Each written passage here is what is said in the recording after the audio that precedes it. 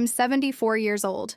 It took me a lifetime to say it out loud without feeling ashamed. Not about age, but about what she carries. For a long time, I believed that growing old meant accepting everything in silence, as if complaining was a form of ingratitude. Today, I understand that this thought was not born with me. He was taught to me, repeated, reinforced. And I obeyed, as I always did. I spent almost my entire life believing what I was told, what love it was to fulfill expectations. That being good meant not questioning. That enduring was a sign of strength. I put a lot of effort into being that person, the one that doesn't bother, the one that understands everything, the one that always gives in. I was praised for that, and those accolades kept me hooked for decades. I learned early on that pleasing was safer than feeling. When I did what they expected, the atmosphere was calm. When I disagreed, the silence became heavy. So I chose silence. Not out of maturity, but out of fear. Fear of losing affection, fear of being rejected, fear of not being enough if I dared to be different. For years, I thought this was love. I thought the tightness in the chest was normal, that swallowing desires was part of adult life, that no one lived the way they wanted. I convinced myself of this because it was easier than admitting that something was wrong. Questioning would mean admitting that many decisions were not really mine. Today, looking back, I see how many times I confused obligation with affection. How many times have I called care what controlled me? How many times have I accepted impositions with a tired smile, believing that if I was patient enough, one day I would be rewarded with recognition. That day never came. The most painful thing was not what they did to me, but what I accepted without realizing it. There was no screaming, no visible violence. There were constant expectations. There were unspoken rules.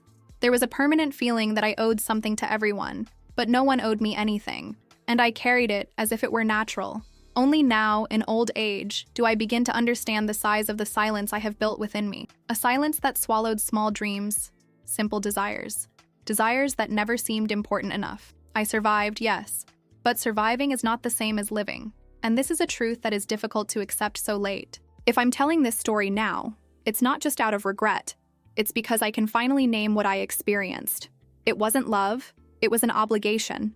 And acknowledging that doesn't change the past, but it does change everything inside me. Maybe it's too late for many things, but it is still time to tell the truth. The fact that you chose to stay here, listening to this story, says a lot about who you are.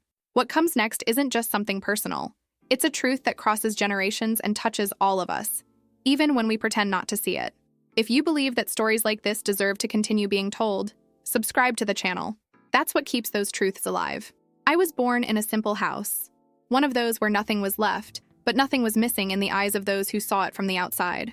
They always said I was lucky, and maybe I did, if luck is measured only by roof and food. But inside that house, feelings were not discussed.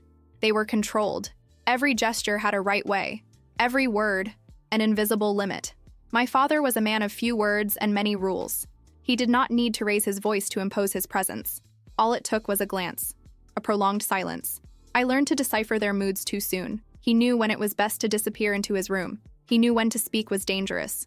And almost always, talking was. My mother was too busy to notice what was going on inside me. Not out of malice, I believe. She was also raised that way. Silent, obedient, tired.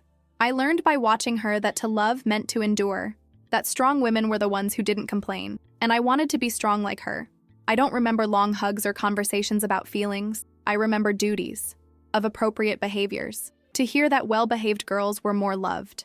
And I wanted to be loved. So I did everything not to give work, not to attract attention, not to provoke conflicts. When I made mistakes, there were no explanations.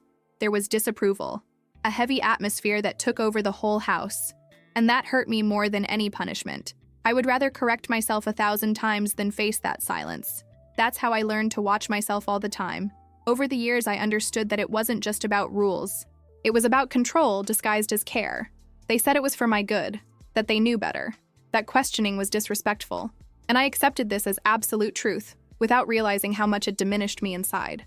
I have never experienced great material deprivation, but I was hungry for choice, hunger for voice, hunger to be seen as someone with their own desires. I grew up believing that wanting something different was selfish, that adapting was a virtue. And this belief accompanied me throughout my life. Today, when I remember that house, I don't feel angry. I feel understanding, but I also feel sadness. Because there, without realizing it, I began to confuse love with control. and this silent confusion shaped everything that came after. There wasn't a specific day when I decided to keep quiet.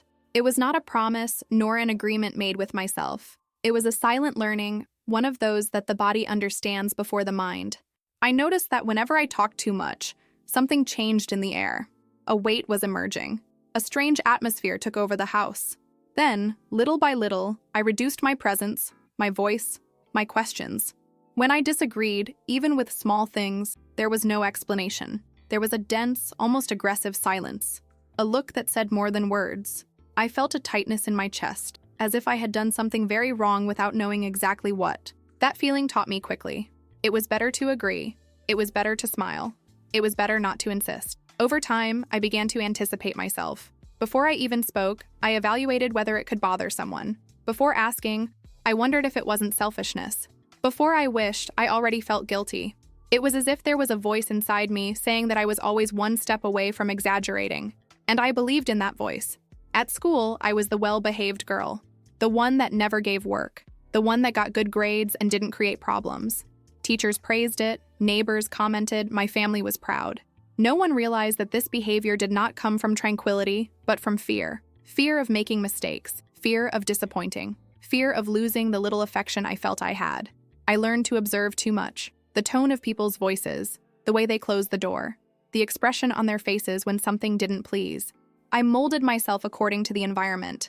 This made me attentive, sensitive, careful, but it also made me invisible, because while I was observing everything, no one observed what was going on inside me. There were simple things I wanted to say, silly preferences, small desires, unimportant opinions, but I swallowed it all before it became a word.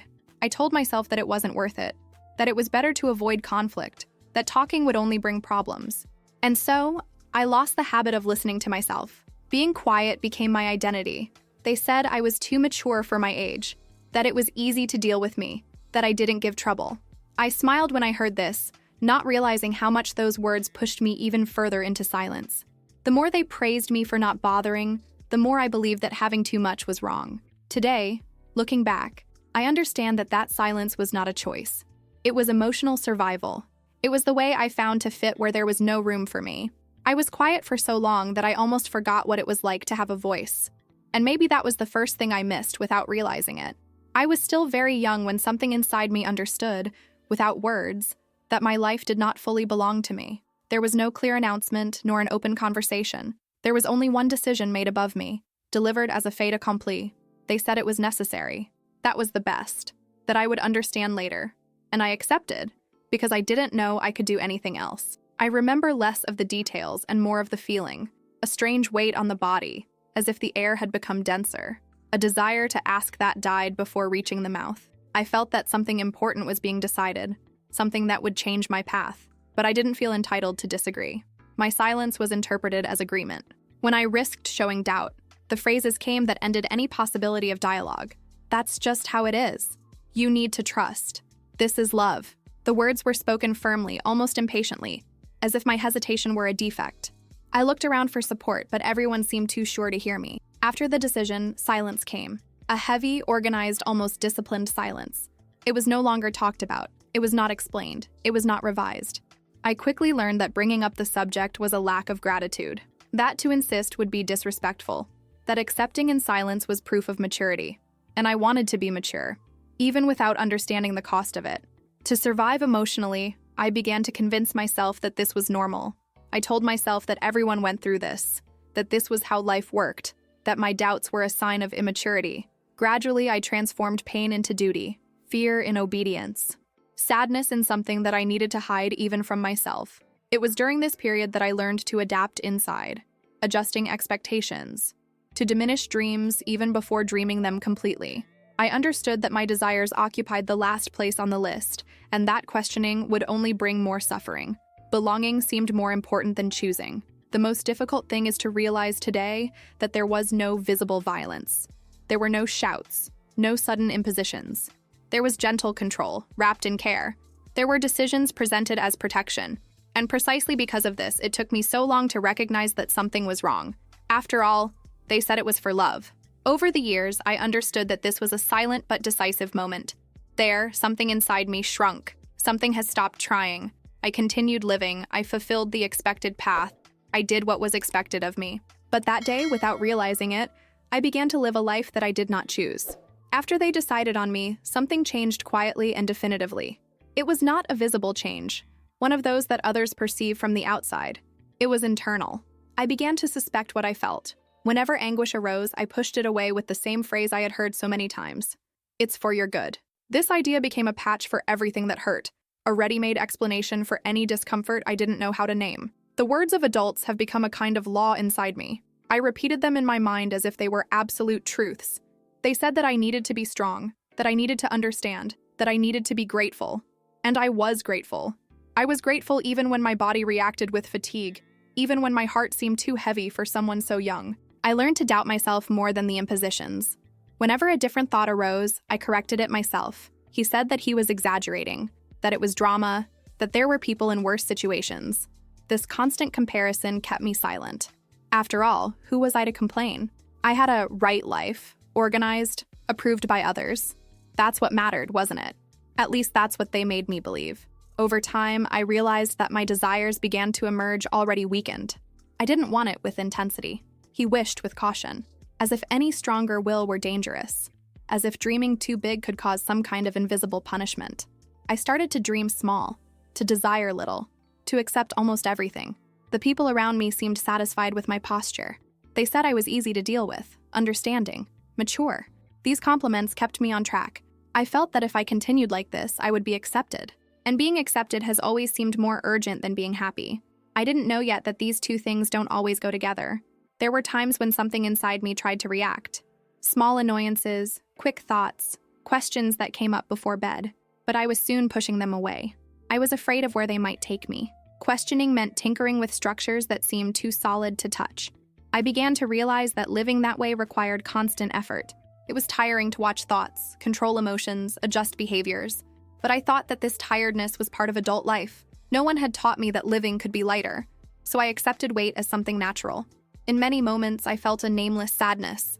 It was not something I could explain, nor justify. It was a feeling of emptiness in the midst of the routine. I continued to do everything that was expected of me, but there was a growing gap between what I did and what I felt. And this distance confused me. The cruelest thing is that I defended this system. When someone questioned, I answered as I was taught. He repeated ready-made phrases. It justified decisions that had not been mine. It was easier to protect the structure than to admit that I had been silenced within it. Thus, I shaped myself more and more. Not just on the outside, but on the inside. I adjusted thoughts, emotions, expectations. I became someone trustworthy to others, but strange to myself. And this happened so gradually that no one noticed. Neither did I. Today, looking back, I see that that period was essential for everything that came after to be sustained. Accepting that it was the best taught me not to question. And this lesson would accompany me for many years, going through choices, relationships, and silences that it would still take me a lifetime to understand. After that, life just went on. Not because I had chosen a path with conviction, but because it was easier to keep walking than to stop to ask if that ground was really mine. I did what was expected of me, at the pace that was imposed on me, believing that one day everything would make sense. That day never came, but I kept waiting. I entered adulthood already tired, even without knowing how to explain why. It was a fatigue that did not come from the body, but from within. A constant effort to keep everything in order, not to disappoint, not to leave the place they had designed for me. I confused discipline with virtue, obedience with character. Decisions came up, and I just agreed. Not because they were easy, but because questioning them seemed impossible. I didn't know how to disagree without feeling guilty. I didn't know how to say no without feeling like I was failing someone. Then I would say yes, naturally, even when something inside me retracted. People saw an organized, responsible, reliable woman, and I was really all that. But no one saw the effort behind it. No one realized that with each choice, I moved a little further away from myself. I didn't complain, I didn't ask, I didn't demand, and that made me admirable in the eyes of others. Over time, I even stopped asking myself what I wanted. The question seemed useless. I already knew the answer before I even thought. It didn't matter. What mattered was to comply, maintain, sustain. I became an expert at functioning, even without feeling whole. There were days when I looked in the mirror and felt a strangeness that was difficult to explain. I recognized my face, my routine, my life, but I didn't recognize my desires. It was as if I had learned all about living for others and almost nothing about living for myself. When someone asked if I was happy, I said yes. It wasn't exactly a lie. It was more of an adaptation. I believed that happiness was just that: stability, routine, absence of conflicts. I was never told that joy could exist without constant effort. I avoided deep conversations with myself. Whenever a nuisance arose, I drowned it out with tasks, obligations, responsibilities. Keeping busy was a way of not feeling, and feeling it seemed too dangerous. I was afraid of what I might find if I stopped. Thus, the years passed, one after the other. No major ruptures, no major scandals. Just a sequence of days served, of accepted decisions, of swallowed questions. And that made it all the harder to identify, because nothing seemed wrong enough to be questioned. Today I understand that life without questions was not peace. It was survival. I lived in automatic mode, believing that this was how everyone lived. It wasn't until much later that I realized that there was a huge difference between living and just carrying on. And that's how, following without asking, I got to places I never consciously chose. Emotional, affective, internal places. Each step seemed small, but all together took me away from myself. And it would still be a long time before I started to realize that. When I got married, I didn't feel that enthusiasm that people describe. There was no explicit doubt, but there was also no clear choice. It was the expected next step, and I learned early on that fulfilling what was expected of me was safer than questioning. They said that it was the right time, that I was prepared, that it would bring stability. And stability has always sounded like something too good to refuse. I did not know how to distinguish love from duty. To me, the two were so deeply blended that they looked the same. I thought that compromise was to adapt, what a partnership it was to endure, that to care was to give in. I took these ideas with me into the marriage without realizing how much they would shape everything that would come after. In the beginning, I worked hard to do everything the right way. She wanted to be a good wife, someone who was easy to get along with, someone who didn't create problems. I observed, adjusted, molded myself. Whenever discomfort arose, I quickly silenced it. After all, relationships require compromises. Isn't that what they say? There was no screaming or evident conflict. There were expectations, many expectations. I needed to know what was expected before it was even said. He needed to anticipate needs, avoid tensions, maintain harmony, and I did it well. So well that, over time, no one noticed the effort involved. I learned to measure my words at home, choosing the right moment to speak, or simply not to speak. Some conversations seemed too dangerous, not because someone forbade it, but because I felt that they could destabilize something that depended on my silence to continue functioning. There were days when I felt alone even when I was accompanied, sitting next to someone, but distant inside. I fulfilled my role, but I felt that something essential was not seen. I couldn't explain what. I only felt a discreet, constant emptiness, like a silent background that never disappeared. When I tried to express some dissatisfaction, I minimized it before I even finished the sentence. I said it was nothing, that it was tiredness, that it was something in my head. It was easier to doubt myself than to deal with the possibility of conflict. I had learned this lesson long before. As time went by, I began to confuse normality with happiness. If there were no fights, then it was fine. If the routine worked, then there was no reason to question it. I didn't realize that I was living in a relationship sustained by one-sided effort and constant silence. People from the outside said we were a quiet couple, and we really were, in their eyes. No one saw the daily concessions, the small erasures, the choices I failed to make. I was seen as someone dedicated, understanding, strong, and those compliments kept me right where I was. There were times when I wondered what it would have been like if I had learned to choose. If only I had known that love shouldn't hurt, nor require so much adjustment. But these questions were accompanied by guilt. After all, I had done everything right. To question this seemed ingratitude. Thus, the marriage continued. Not because of intense passion, nor because of explicit violence. It followed out of habit, out of obligation, through a silent agreement that I never really negotiated.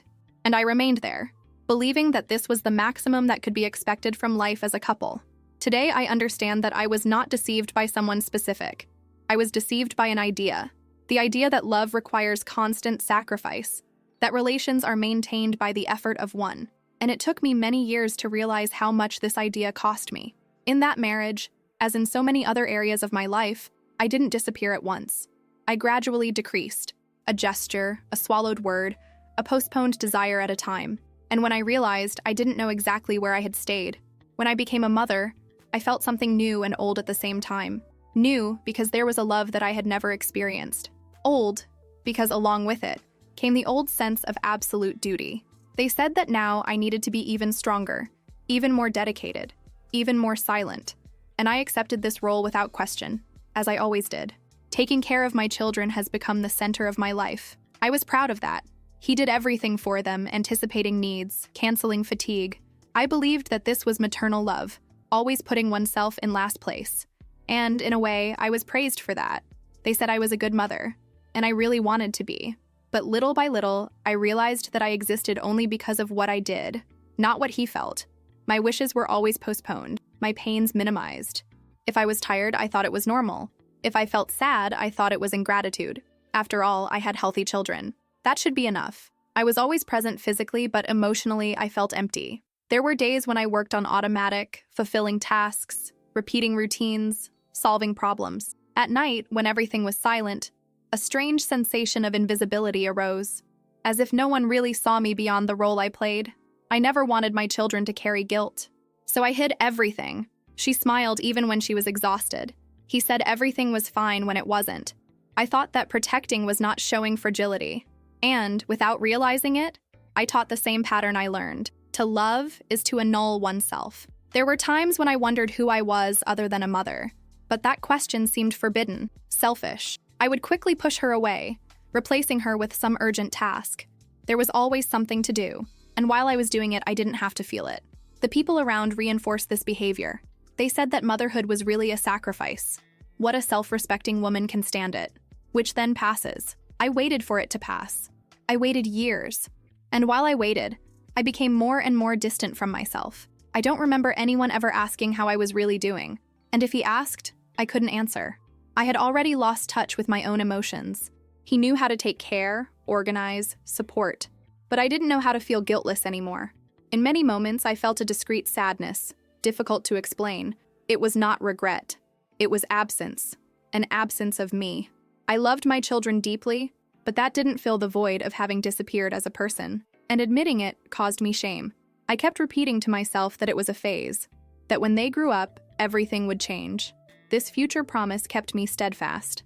But deep down, something told me that I was just putting off a date with myself that I was afraid to face. Over the years, I realized that my identity was completely tied to caring for others. If anyone needed it, I existed. If no one needed it, I felt lost.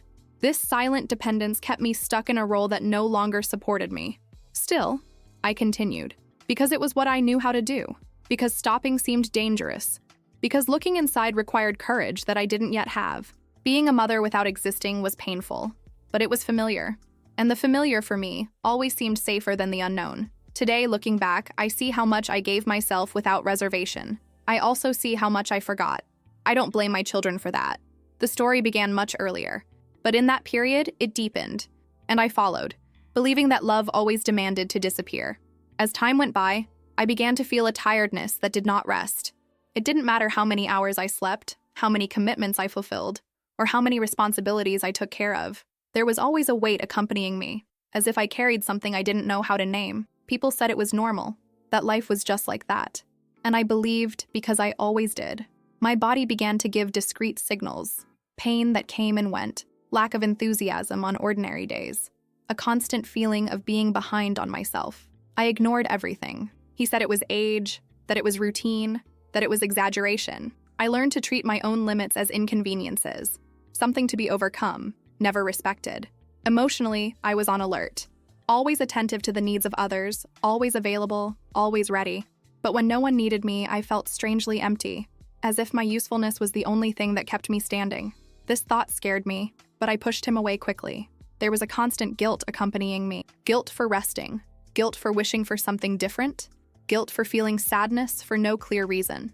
I policed myself all the time. He believed that feeling too much was weakness, that complaining was a lack of gratitude. And so, I became myself. Emotions that had no space were accumulating. They didn't explode. They didn't scream. They just stood there, silent, occupying an invisible corner inside me. Sometimes they came to the surface in the form of unexpected crying, at seemingly unimportant moments. I felt confused, ashamed, lost. I couldn't explain what I felt, so I preferred not to talk. Saying I'm tired seemed insufficient. To say I'm sad seemed like an exaggeration. There were no words for a wear and tear built over decades. A wear and tear that did not come from a specific event, but from a lifetime of adaptations. The people around me continued to see me as strong, and I held that image carefully. After all, being strong has always been my job. I didn't want to disappoint. I didn't want to worry. I didn't want to give trouble. Even when my insides asked for a break, I kept going. There were times when I thought something was wrong with me, that maybe I didn't know how to live properly. I saw other people appearing light, spontaneity, simple joy. I wondered where I had lost it, but I was soon convinced that it was an illusion, that no one was really like that. Time passed, and I got used to that weight. He became a part of me, like a constant shadow.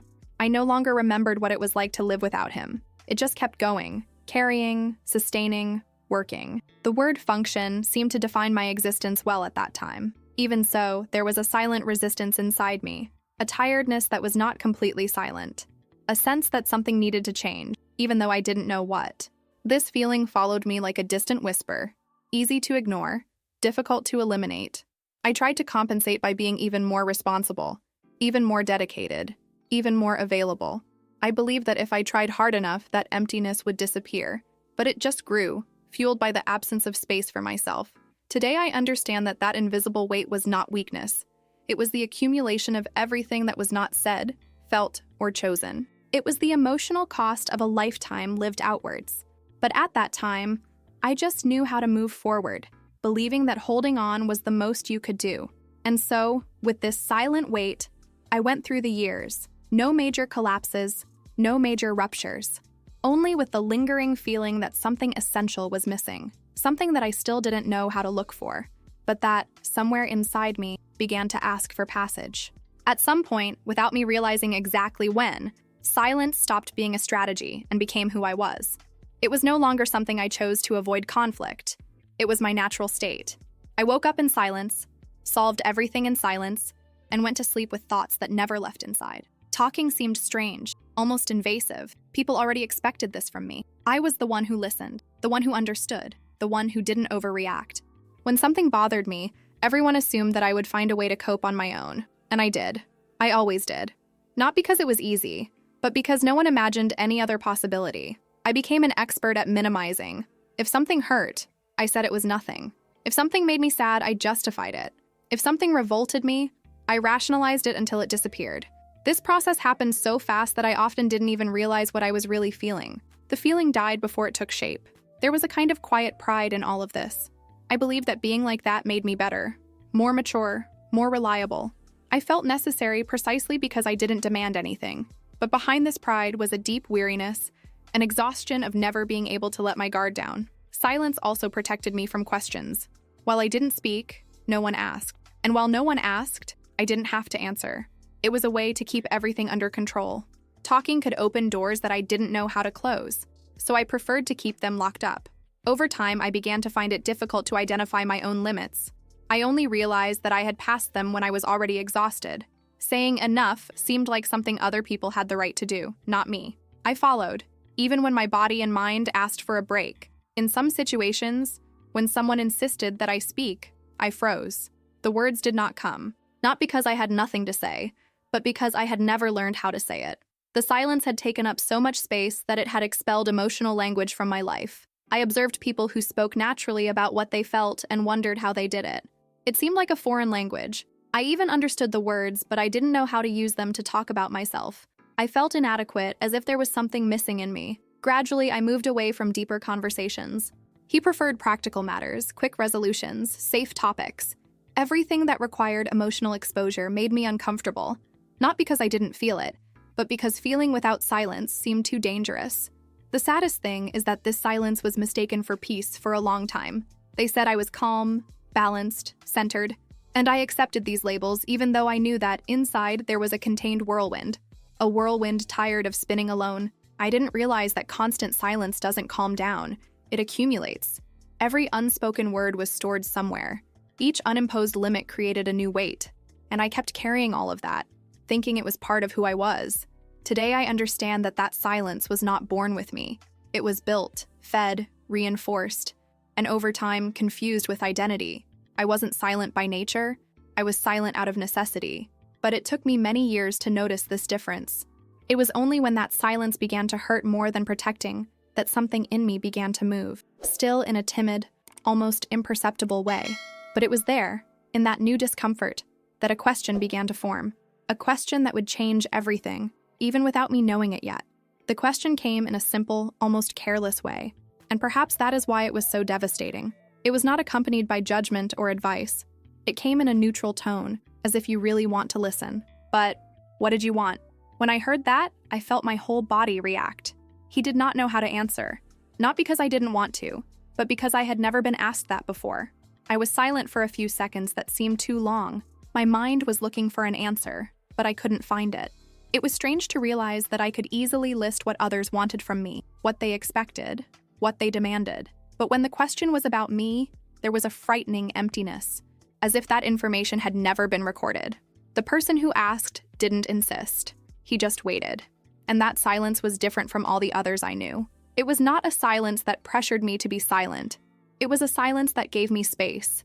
Even so, I felt exposed, uncomfortable, almost embarrassed for not knowing how to answer something so basic. At that moment, I realized how far I had strayed from myself, not abruptly, but gradually. Each concession, each adaptation, each silence took me a little further. And now, faced with that simple question, I realized that I no longer knew who I was, without the expectations of others. I tried to answer with something generic. He said anything that sounded acceptable. But inside, something began to move, a new restlessness, different from all the others. It wasn't guilt. It was not fear. It was curiosity, a shy, almost forbidden curiosity about myself. After that day, the question didn't leave me anymore. She appeared at unexpected moments. While I was washing the dishes, while I was walking down the street, while I was trying to sleep. What did you want? And every time it came up, I felt a mixture of anguish and relief. Anguish for not knowing. Relief that finally someone had considered that it mattered. I began to revisit my story with different eyes. Not to blame, but to understand. I began to realize how many times my desires were ignored, postponed, or replaced. How many times have I accepted ready-made paths without even asking myself if they were mine? This perception hurt, but it also clarified. There was resistance within me. One part said it was too late, that there was no point in messing with it now, that I should be satisfied with what I had. These voices were old, familiar, but for the first time, they weren't the only ones. There was another voice, quieter but insistent, saying that perhaps there was still time. I began to observe my reactions more closely. Small annoyances, small joys, small desires. Nothing grandiose, just subtle signs of something that had been dormant for too long. I didn't know what to do with it, but I knew I couldn't ignore it anymore. This phase was confusing.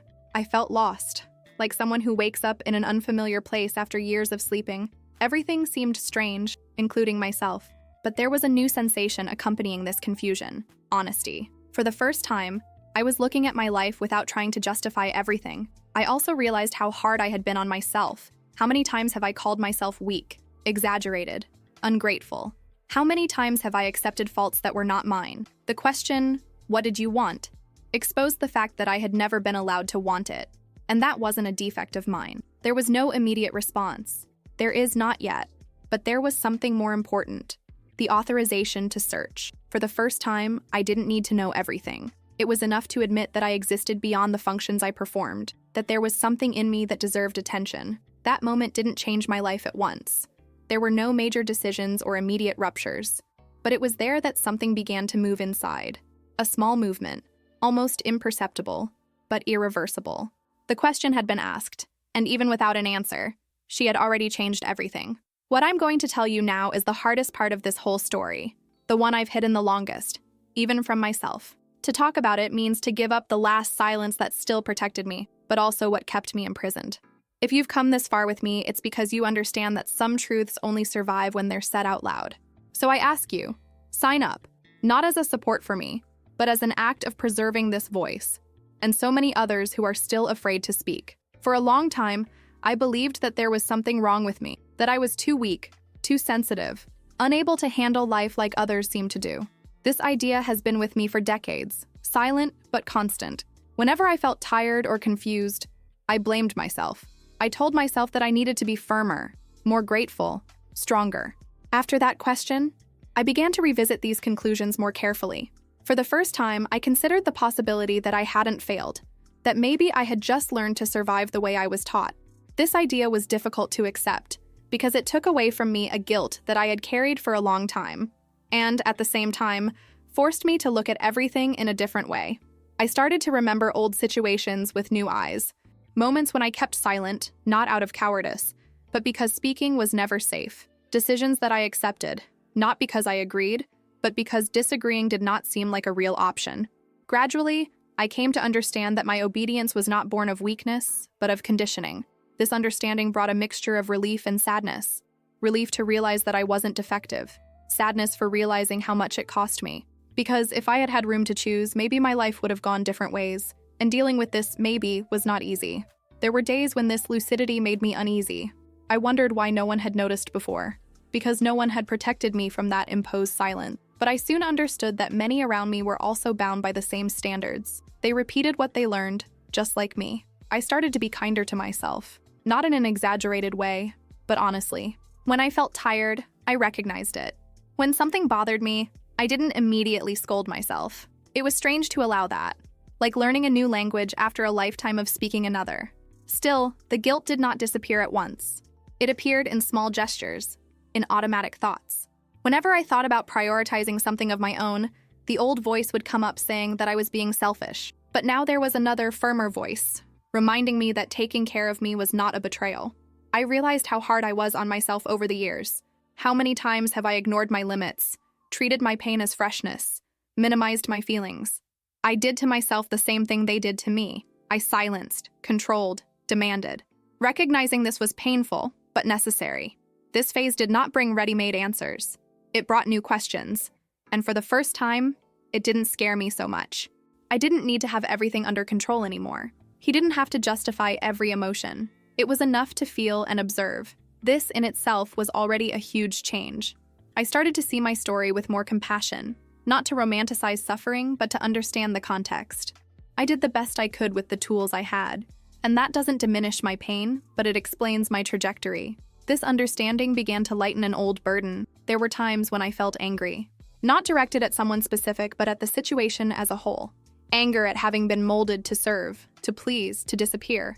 Allowing this anger was difficult, but liberating. She didn't destroy me. On the contrary, it gave me energy. Gradually, I began to notice small changes in my behavior. I breathed before accepting something. I thought before answering automatically. I gave myself a few seconds of space. They were simple gestures, almost imperceptible to others, but giant to me. Understanding that it wasn't weakness changed everything. It changed the way I looked at myself. It changed the way I explained my own story. It does not erase the past, but resignifies each silence. And at that moment, I knew, if I was conditioned to be silent, I could also learn to speak. This understanding was not an endpoint. It was a start, a late start perhaps, but real. For the first time, I didn't see myself as the problem to be fixed. I saw myself as someone who had survived, and who now finally could choose something different. The first changes have not been announced. There were no speeches or grandiose decisions. They started almost invisibly, inside me. A different thought here, a pause before answering there. For the first time, I didn't react automatically. I breathed. And that small space between the request and the answer changed more things than I imagined. The first time I said no, my voice came out low, almost a whisper. My heart raced as if I was committing something serious. I expected a harsh reaction, a reprimand, an immediate withdrawal. But none of this happened. The world has not ended. Still, inside me, everything seemed in disarray. Even when the external reaction was neutral, the internal reaction was intense. The guilt came quickly, old, insistent. I wondered if I had been too harsh, too selfish, too cold. I spent days reviewing the situation, trying to find a way back. This need for reparation showed me how much I was still stuck in the old patterns. Over time, I realized that some people didn't like the change. They were surprised.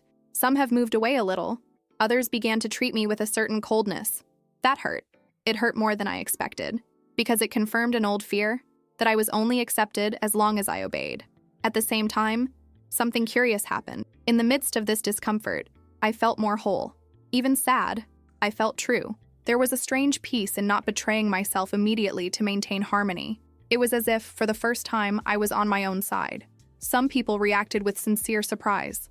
They asked if everything was okay with me, if I was different, and I was. but he couldn't explain how. I just felt like I couldn't pretend everything was easy anymore when it wasn't. I could no longer smile automatically in the face of something that hurt me. There were situations in which I went back, in which I gave in due to fatigue, in which I obeyed out of habit. And that's okay. I didn't charge myself for perfection. I was learning something completely new after a lifetime of doing the opposite. Learning takes time, unlearning even more. Each limit imposed revealed something important. He revealed who he respected. It revealed who was only left while I annulled myself. These discoveries were painful, but enlightening. I began to understand the difference between bonding and convenience, between affection and dependence. The silence has also changed. Before, he erased me. Now at times, he protected me. I chose not to answer, not to explain, not to justify everything. This choice gave me a sense of control that I had never experienced. Not a control over others, but over myself. There was still fear. Fear of being alone, fear of having started too late, fear of not knowing who I would be without the role of the one who always gives in. These fears have not disappeared, but for the first time, they didn't completely paralyze me. I began to notice small joys, simple things, a lighter day, a guilt-free rest, a wish granted without explanation. These small experiences showed me that there was life beyond obedience. A simpler life, perhaps, but more honest. Not everyone understood my change, and that was one of the hardest lessons. Learning that not everyone will keep up with our growth, that some relationships only exist as long as we remain small. Accepting this required silent mourning. Even so, I continued. One step at a time, one limit at a time. A silence chosen, not imposed. I didn't become someone tough or distant. I just stopped being available at any cost. And that made all the difference. Stopping obeying didn't immediately turn me into a free person, but it put me on the path. An unstable path, full of doubts, but finally mine. And for the first time in a long time, that seemed enough to me. Loneliness came soon after the changes. Not abruptly, but as a space that opened up around me when I stopped fulfilling all expectations. Some people walked away without saying anything. Others started to appear less. And there were also those who continued, but in a different, more distant way, as if they were still trying to understand who I was becoming. At first, it hurt more than I imagined. I have always feared loneliness, because I learned that it was punishment, that staying alone meant having failed to please, to maintain, to sustain bonds. So when I found myself with more free time, fewer requests, fewer demands, I felt an emptiness that was difficult to face. There were days when the silence of the house seemed too loud. It was not the old, imposed, tension-laden silence. It was a new, open silence that forced me to listen to myself. And that scared me, because without the voices of others, I had no more distractions. Only I was left. I went through a period of mourning. I mourn for the relationships that have changed. I fight for the version of me that existed only to serve. I fight for the time that passed without me knowing that I could choose differently. Allowing this grief was painful, but necessary. I couldn't move on pretending that nothing had been lost. At the same time, I began to notice something unexpected. Along with loneliness came a discreet lightness. I could wake up without haste. I could decide the rhythm of my day. He could do something just because he wanted to, without justifying, without explaining, without negotiating. These little freedoms had a new taste. I learned to stay with myself. At first, in a timid way, a coffee taken slowly, a journey without a destination, a book read without guilt. They were simple gestures, but loaded with meaning. Each of them reminded me that I existed beyond the functions I had performed my entire life. There were moments of doubt, moments when I thought about going back, adapting again so I wouldn't feel so alone. The temptation to return to the known was great, but something in me had already changed. I could no longer pretend that this old way of living didn't hurt me. I began to realize that not all loneliness is absence. Some are space. Space to breathe, to feel, to reorganize. For the first time, I didn't have to shrink to fit in. The space that once scared me started to welcome me, even if silently. The relationships that remained began to transform. Some have become more honest, simpler, more truthful. Others remained superficial. And I learned to accept this without trying to fix everything. Not every bond needs to be deep to exist. And not every departure needs to be seen as a failure. I also started to listen to myself more carefully, to realize when something pleased me, when something tired me, when something hurt me. Not to react immediately, but to recognize. This recognition changed the way I treated myself. I became more patient with myself. Loneliness has taught me that being accompanied is not the same as being connected. For years, I was surrounded by people and deeply alone. Now, even with fewer people around, I felt more whole. This realization was liberating and painful at the same time. There was still nostalgia. Nostalgia for some versions of the past, for some well-known routines. But the nostalgia was no longer enough to make me go back. I had experienced something new, the tranquility of not abandoning myself to keep company. Over time, loneliness ceased to be a state and became a conscious choice at times.